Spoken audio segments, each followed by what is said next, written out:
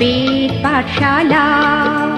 রীতি দুয়ার দাও খুলে করো শ্রবণ, প্রভুরই এই বচন বেদ পাঠশালা।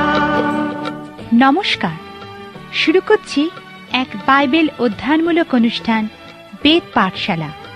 এই অনুষ্ঠানের মাধ্যমে আপনি জানতে পারবেন ঈশ্বরের বাক্য, পবিত্র বাইবেলের নিগূঢ় তত্ত্ব। তাহলে শুনুন আজকের অনুষ্ঠান বেদ পাঠশালা।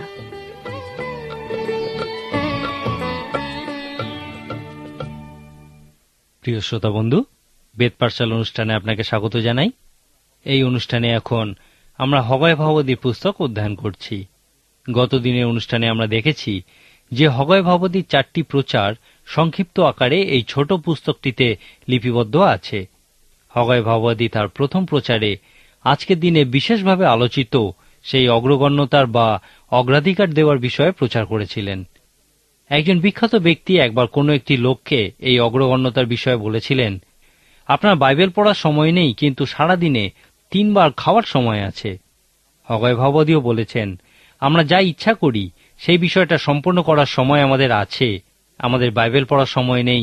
ইহার অর্থ হল অন্যান্য বিষয়গুলির মতো বাইবেল পড়াকে আমরা অত বেশি গুরুত্ব দিতে রাজি নই।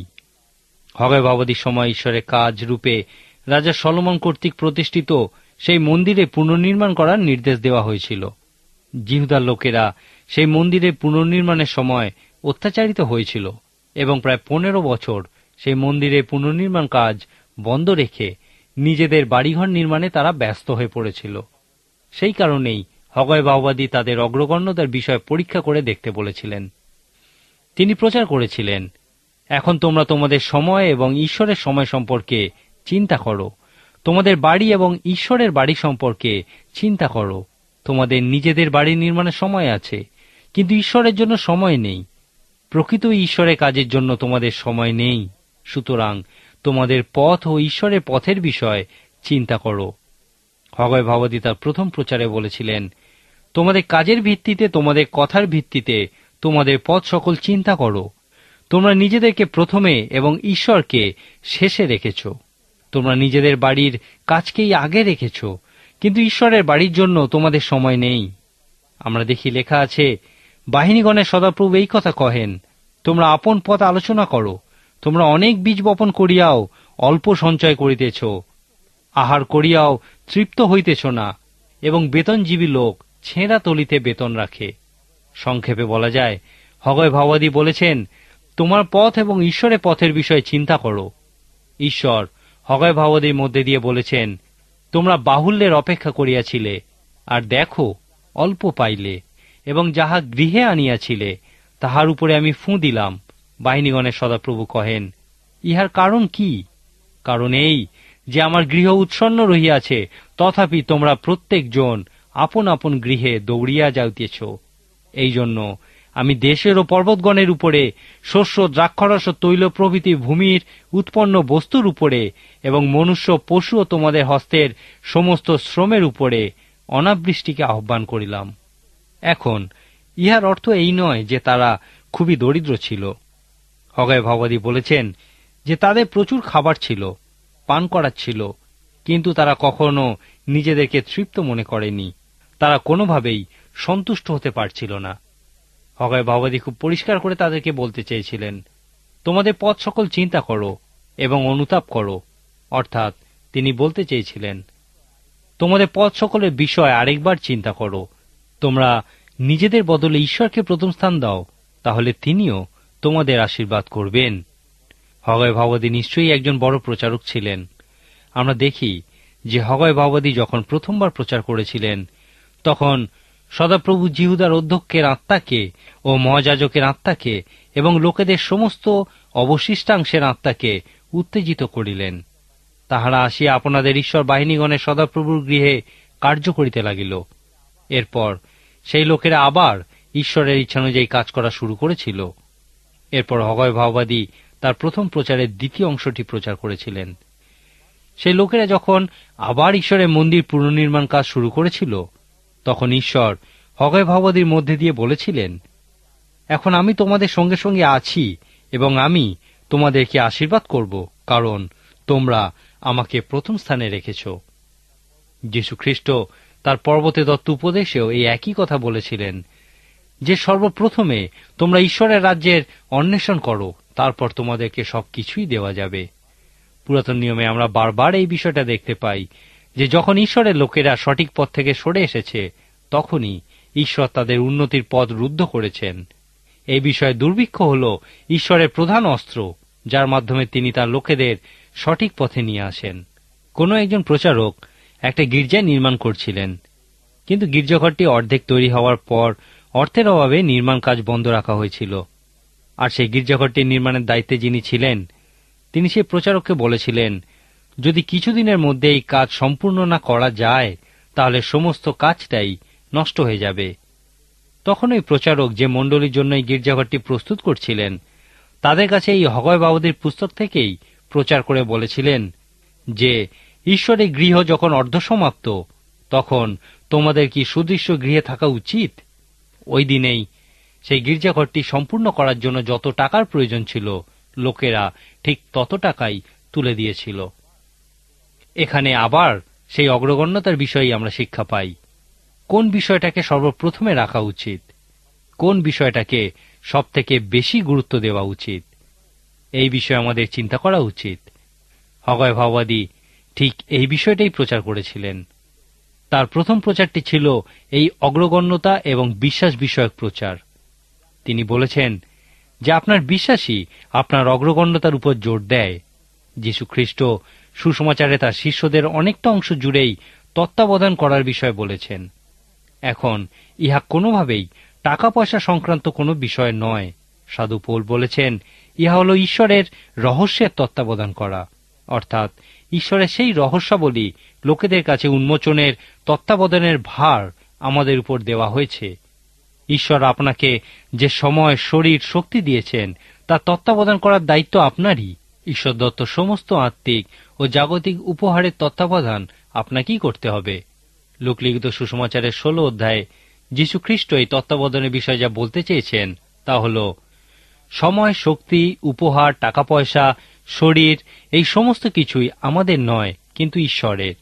এই সমস্ত বিষয়গুলির প্রকৃতপক্ষে আমরা তত্ত্বাবধান করি। একদিন আমাদের কাছে এই সমস্ত বিষয়গুলি নিয়ে নেওয়া হবে এবং এসবের জন্য হিসাব চাওয়া হবে। এই মহান শিক্ষার শেষে যীশু খ্রিস্ট একটি ভয়ঙ্কর বিষয় বলেছেন যে, অতএব তোমরা যদি অধার্মিকতার ধনে বিশ্বস্ত না হইয়া থাকো, তবে কে বিশ্বাস করিয়া তোমাদের কাছে সত্য ধন রাখিবে? যদি আপনি ক্ষুদ্রতম জাগতিক বিষয়েও বিশ্বস্ত না হন, তাহলে ঈশ্বর আপনাকে আত্মিক আশীর্বাদে পূর্ণ করবেন না। ইহা প্রকৃতই ভয়ঙ্কর একটা বিষয়, কারণ ইহা বলে যে আমরা আত্মিকভাবে রক্তশূন্য হয়ে পড়ছি। আপনি কি কখনো আত্মিকভাবে শুষ্কতার অভিজ্ঞতা লাভ করেছেন?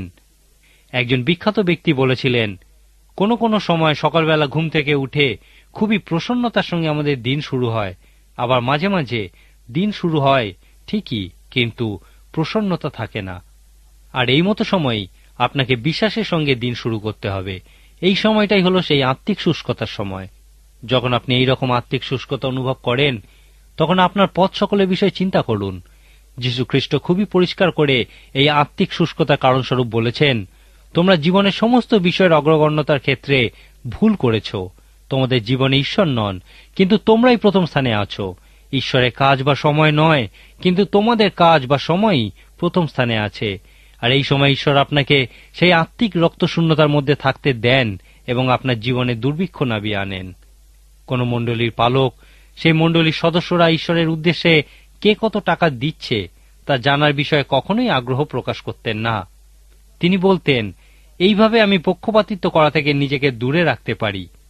তার কাছে সেই মণ্ডলীর প্রায় প্রত্যেকেই তাদের সমস্যার বিষয়ে পরামর্শ করতে আসতেন, কিন্তু এই মণ্ডলীর কোষাধ্যক্ষ ওই পালককে সেই হিসেব দেখার জন্য সর্বদা বলতেন। সেই কোষাধ্যক্ষ বলতেন, আপনার কাছে যারা তাদের সমস্যা নিয়ে আসে, আপনি যদি মণ্ডলীর প্রতি তাদের দেয় অর্থের হিসাব দেখেন, তাহলে বুঝতে পারবেন যে এই সমস্ত সমস্যার ইহাই হল মূল কারণ। ঈশ্বর তাদের জীবনে দুর্ভিক্ষ নামিয়ে এনেছেন। আপনার উচিত তাদেরকে সমস্ত বিষয় কিভাবে তত্ত্বাবধান করা উচিত সেই বিষয়ে পরামর্শ দেওয়া, যেন তারা ঈশ্বরের আশীর্বাদ লাভ করে। আমি একজন প্রচারকের বিষয় শুনেছিলাম, যিনি বলেছিলেন যে তিনি টাকা পয়সা সংক্রান্ত কোনো বিষয় কখনো প্রচার করবেন না, কারণ ওই প্রচারক একজন লোকের কথা শুনেছিলেন যিনি কখনো গির্জায় যেতেন না। একদিন তাকে তার পরিবার জোর করে গির্জায় নিয়ে গেছিল এবং সেই দিনই ওই মণ্ডলীর পালক টাকা পয়সা নিয়ে প্রচার করছিলেন। সেই লোকটি বাড়িতে ফিরে এসেই বলেছিল, আমি আর কখনোই গির্জায় যাব না, কারণ ওরা শুধুমাত্র আমার টাকাই চায়। কিন্তু পরে ওই প্রচারক শিখেছিলেন যে কোনো প্রচারক বা পালকের উপরেই তার মণ্ডলীর আত্মিক উন্নতির দায়িত্ব দেওয়া হয়েছে এবং একটি বিষয় তাদের আত্মিক উন্নতির ক্ষেত্রে খুবই প্রভাব বিস্তার করে, আর তা হল বিশ্বস্তভাবে সমস্ত বিষয় তত্ত্বাবধান করা। এখন যদি ইহা সত্য হয়, তাহলে যারা প্রকৃতই এই বিষয়ে বিশ্বস্ত, ঈশ্বর তাদেরকে আশীর্বাদ করেন, আর যারা এই ক্ষেত্রে অবিশ্বস্ত, ঈশ্বর তাদের জীবনে দুর্ভিক্ষ নামিয়ে আনেন। এখন যদি আপনাকে কারুর আত্মিক উন্নতির দায়িত্ব দেওয়া হয়, তাহলে আপনি কি তার কাছে এই তত্ত্বাবধানের বিষয়ে প্রচার করবেন না? সেই প্রচারক পরবর্তীকালে এই বিষয়ে তার মণ্ডলীতে খুবই জোরের সঙ্গে প্রচার করা শুরু করেছিলেন। তিনি তার মণ্ডলীর প্রত্যেককে ঈশ্বরের কাজের জন্য আরো অনেক অনেক বেশি করে দান দেওয়ার জন্য বিশেষ করে উৎসাহিত করা শুরু করেছিলেন। আপনি কি হগয় ভাবাদীর পুস্তক থেকে তার এই প্রচারের মধ্যে দিয়ে ব্যক্তিগত আধ্যাত্মিক কোনো আবেদন লক্ষ্য করেছেন? আপনি আপনার জীবনে কোন বিষয়গুলিকে অগ্রাধিকার দিয়ে থাকেন? আপনার জীবনে কে এবং কোন বিষয়টি প্রথম স্থানে আছে? আপনার জীবনের প্রয়োজনীয় গুরুত্বপূর্ণ বিষয়গুলির মধ্যে কোন বিষয়গুলিকে আপনি সব থেকে বেশি গুরুত্বপূর্ণ মনে করেন? যদি আপনি এই সমস্ত প্রশ্নের সঠিক উত্তর পেতে চান, তাহলে হগয় ভাওবাদী যে সমস্ত প্রশ্ন উত্থাপন করেছিলেন, আপনিও নিজেকে সেই সমস্ত প্রশ্ন জিজ্ঞাসা করুন। সেই সমস্ত প্রশ্ন আপনার জীবনে প্রয়োগ করুন। আপনি কিভাবে আপনার সময় ব্যয় করেন? আপনি কিভাবে আপনার সম্পদ, আপনার টাকা পয়সা ব্যয় করেন? কিভাবে আপনি আপনার শক্তি এবং উদ্যম ব্যয় করেন? কিভাবে আপনি আত্মিক ও জাগতিক উপহারগুলি ব্যয় করেন?